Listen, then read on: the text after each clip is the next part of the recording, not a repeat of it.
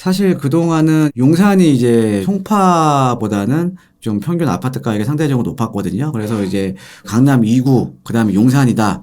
예, 이렇게 얘기를 했었는데, 토3 자리에 다시 또 송파가 또 탈환을 했다. 예, 그래서, 제가 볼 때도요, 지금 대표적으로 보면 우리가 예전에는 이제 강남 상구였잖아요. 예, 보시면, 지난 8월 이후 서울 아파트 이제 평당, 예, 평균 매매 가격 3위 자리를 송파구가 되찾은 것으로 나타났다.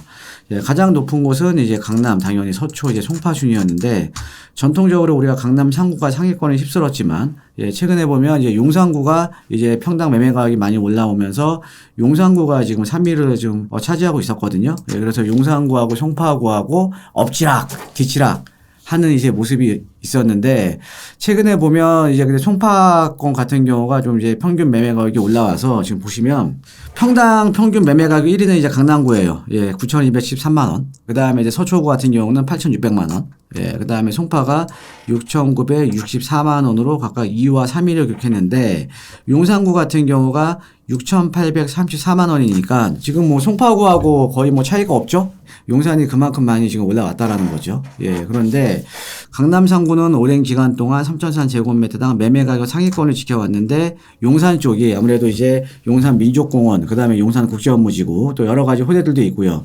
예, 그 다음에 이촌동 라인 쪽에 이제 재건축 아파트, 그 다음에 이제 리모델링 단지들, 거기에다가 이제 한남 뉴타운까지 아우르는, 그러니까 도심 재개발의 가장 중심이 지금 용산이잖아요. 예, 용산이기 때문에 지금 상당히 많이 올라왔습니다. 그럼 앞으로 어떻게 될 건가? 제가 봤을 때는 지금은 강남 상구지만 강남 2구하고 이제 용산 요렇게 좀 이제 가지 않을까 싶습니다. 왜 그러냐면 우리가 이제 용산 같은 경우가 지금 보면 사실은 지금 아파트 단지가 이제 동부 이촌동 라인이나 이촌동 라인 쪽 외에는 이제 거의 이제 아파트가 많이 없죠. 자, 그런데 앞으로 이제 한남 뉴타운 쪽이 본격적으로 개발이 되기 시작하고요. 지금 이제 재건축이라던가 이런 것들이 이제 본격적으로 이제 속도를 내게 되면 아무래도 이제 평당가는 계속적으로 올라갈 가능성이 상당히 높겠죠. 예, 그래서 우리가 보통 보면 이제 한남 뉴타운 같은 경우도 이제 제가 예상하기에는 한남 뉴타운 2, 3, 4구역 같은 경우에는 제 예상으로는 한 반포의 한 85% 정도는 무난하게 이제 봅니다. 예, 거기다가 한남 뉴타운의 대장주, 예, 한남 5구역 같은 경우는 반포의 한 100% 선까지 저는 좀 예상을 하거든요. 예, 그러면 이런 것, 그러니까 한남 뉴타운이 또 아파트가 들어서게 되고, 동부 이촌동이나 이촌동 라인 쪽에 재건축이 이제 시작이 되게 되면 당연히 지금 이제 송파구의 평균 아파트 가격을 압도를 하겠죠. 예, 거기다가 지금 용산 같은 경우는 우리가 제가 항상 강조를 해드리는 거지만 우리가 이제 투자를 하실 때 주변에 지금 개발 호재가 있는 지역들, 거기에 소유자 입장에서는 무임 승차가 가능한 거죠. 근데 용산 같은 경우에는 아무래도 이제 도심 재개발 재건축의 중심이면서 지금 이제 여러 가지 아직 실현되지 않은 굵직굵직한 개발 호재들이 남아있다라는 거죠. 예, 그렇기 때문에 용산 같은 경우가 앞으로는 강남 2구, 그 다음에 용산 이렇게 해서 지금 서울의 탑3 안에 지금 들어가지 않을까 싶습니다. 예, 그래서 이제 그런 내용이에요. 용산구는 잇따른 개발 호재로 미래 가치가 높은 지역으로 평가를 받고 있는데, 서울시가 발표한 용산 국제업무지구, 그 다음에 뭐 GTX 비노선, 거기다가 우리가 가장 큰 게 용산 민족공원이죠. 용산 민족공원이 지금 이제 들어서게 되면 어떻게 보면 용산의 주거 쾌적성이 어마어마하게 좋아지잖아요. 일반적으로 주택 가격이 높은 지역들은, 그러니까는 부자들이 선호하는 지역은 주거에 대한 쾌적성이 높은 지역이거든요. 그래서 우리가 한강변 라인 쪽에 재건축 아파트가 비싼 거고, 그 다음에 이제 강북 지역을 보면 한남 뉴타운 같은 경우에도 용산 민족공원 주변, 한남 5구역이 가장 비싼 거고요. 예, 그 다음에 성수 전략정비구역도 성수 1구역, 서울숲 바로 인접한 1구역이 가장 비싼 거거든요. 그럼 용산 국제업무지구 앤드, 그 다음에 용산 민족공원이 조성이 되게 되면 용산의 주거 쾌적성, 그러니까 녹지율이 상당히 많이 올라가게 되죠. 예, 거기에다가 용산 같은 경우에는 남산이라는 또 녹지가 또 있잖아요. 예, 그러다 보니까 향후에는 앞으로 이 용산 같은 경우는 소득 수준이 높은 계층들이 상당히 좀 선호할 지역이라는 거죠. 예, 그래서 장기적으로는 용산의 주택 가격이 송파구를 앞지를 거다. 예, 저도 이렇게 봅니다. 예, 그래서 용산공원 조정사업, 그 다음에 용산국제업무 개발사업 무산 등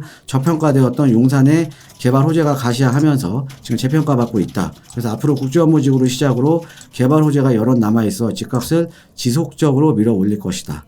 송파구 같은 경우는 지금 이제 가락시형 재건축 외에는 이렇다 할 큰 대단지가 없잖아요. 그래서 대규모 입주단지가 지금 없다. 예, 그렇기 때문에 개발 호재들이 많은 용산에 지금 이제 관심들이 상당히 좀 집중되고 있는 거죠. 예, 이렇게 이제 보시면 될 것 같습니다. 여러분들 이거 한번 그냥 간단하게 보려고 제가 용산 얘기 오늘 좀 많이 나오면서 용산 때문에 그 용산에 관계된 내용을 하나 준비를 해봤는데요. 여러분들 유엔사 부지 아십니까? 용산에? 예, 유엔사 부지. 예, 그러니까 지금 보시면 지도상으로 보시면 여기가 이제 유엔사 부지예요. 유엔사 부지 같은 경우가 지금 이제 26년도 아마 봄쯤에 이제 입주를 앞두고 있는데 고급 오피스텔이랑 이제 아파트, 예, 그 다음에 7성급 호텔로 이제 지금 개발이 되고 있는 거거든요. 물론 이제 안에 또 상업시설도 들어가고요. 근데 요거에 대한 내용이 좀 오늘 좀 나왔습니다. 예, 그래서 요거에 대한 내용을 좀 잠깐 전해드리려고 제가 준비를 해봤는데 여러분들 지금 보시면 용산에서 가장 부초는요, 어디냐면요. 사실은 한남대교 라인이에요. 그죠?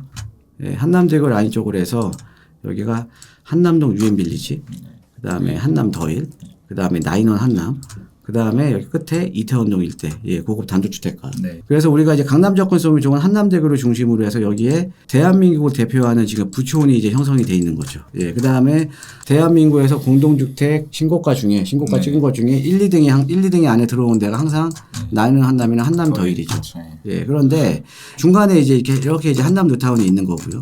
예, 한남 뉴타운이 있는 건데 앞으로 이 부의 축이 이쪽 라인으로 또 하나가 생기게 됩니다. 이렇게.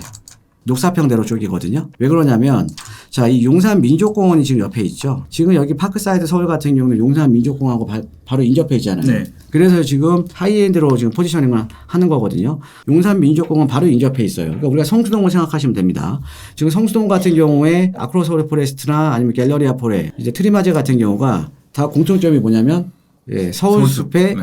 딱 붙어 있다라는 네. 거죠. 네. 예, 그러니까 우리가 주거 쾌적성이 높은 지역들은 하이엔드로 포지셔닝이 가능한 거거든요. 그러면 앞으로 이 유엔사 부지 같은 경우에도 지금 파크사이드 서울하고 예, 바로 옆에 있기 때문에 지금 하이엔드로 지금 이제 개발이 되는 겁니다. 그러면 이 유엔사 부지가 개발이 되고 그 다음에 밑에 수동구 부지도 개발이 되고 그 다음에 밑에 신동아 아파트까지 예, 개발이 되게 되면 여기 같은 경우에는 또 하나의 부해축이 또 생긴다라는 거죠. 그리고 우리가 한남 뉴타운에서도 한남 5구역이 여기에 있잖아요. 예, 그렇기 때문에 가장 이제 선호도가 높은 한남 5구역이 또 인접해 있기 때문에 여기에 앞으로도 뭐 신분당선 연장이라던가, 그죠? 그러니까 신분당선도 이제 동빙구역이 여기에 생기고요. 그러니까 또 하나의 축이 여기에 생기는 거예요. 그래서 용산의 축이, 그전에는 이제 한남대교 쪽으로 이제 부의 축이었다 그러면 또 하나의 축이 이제 반포대교 쪽으로 이렇게 같이 생긴다라는 거죠. 그래서 우리가 투자를 하실 때 가장 중요한 게 우리가 현재의 축도 중요하지만 미래의 축도 상당히 중요한 거거든요. 그래서 그거에 대한 내용이 지금 나와 있어서 이렇게 좀 준비를 해봤습니다. 자, 지금 그래서 여기 보시면 더 파크사이드 서울은 용산구까지 분양가 상한제를 적용받는 만큼 예, 규제가 없는 오피스텔부터 분양할 계획이다. 그래서 여기 먼저 이제 오피스텔 먼저 아마 올 연말이나 내년 초에 이제 분양할 거거든요. 그래서 지금 이제 분양가는 오피스텔 같은 경우는 무조건 평당 1억 넘어가죠. 지금 나오는 것들은 지금 평당 한 1억 5천 정도 지금 예상을 하고 있거든요. 근데 오피스텔이 평당 1억 5천이면요. 오피스텔은 전용률이 낮잖아요. 그렇죠. 아파트에 비해서. 그럼 거의 아파트 평당 한 2억 5천 정도 가는 거거든요. 거기다가 지금 이제 그래서 유엔사 부지 같은 경우는 지금 파크사이드 서울은 지금 이태원동 일대 아파트 40에 20가구, 그다음에 오피스텔 723실, 예, 그다음에 그 로즈우드, 이게 7성급 호텔 이제 로즈우드까지 이제 들어오는 거죠. 예, 그래서 이 파크사이드 서울이 이렇게 지금 이제 개발이 되는 거거든요. 그러면 얘네 같은 경우에는 앞으로 개발이 되게 되면 자, 아까 말씀드렸듯이 용산은 이쪽의 축이었는데 또 하나의 축이 이쪽으로 생기면서 앞으로 유엔사 부지 개발, 수성구 부지 개발, 한남 5구역 개발, 그 다음에 신동아 아파트까지 그러면 또 하나의 축이 이제 생긴다라는 거죠. 예, 그래서 여러분들 요거는요 항상 투자를 하실 때 내가 차익을 많이 보려면요 현재의 축이 아닌 미래의 축에 이제 미리 좀 선점을 하셔야 되는 겁니다. 네. 그래서 앞으로 이쪽이 또 하나의 이제 용산의 부해축이 생기는 거니까 이쪽 일대 뭐 서빙고동이나 동빙고동 일대 네. 여기도 좀 관심을 가지시면 좋으실 것 같습니다. 예.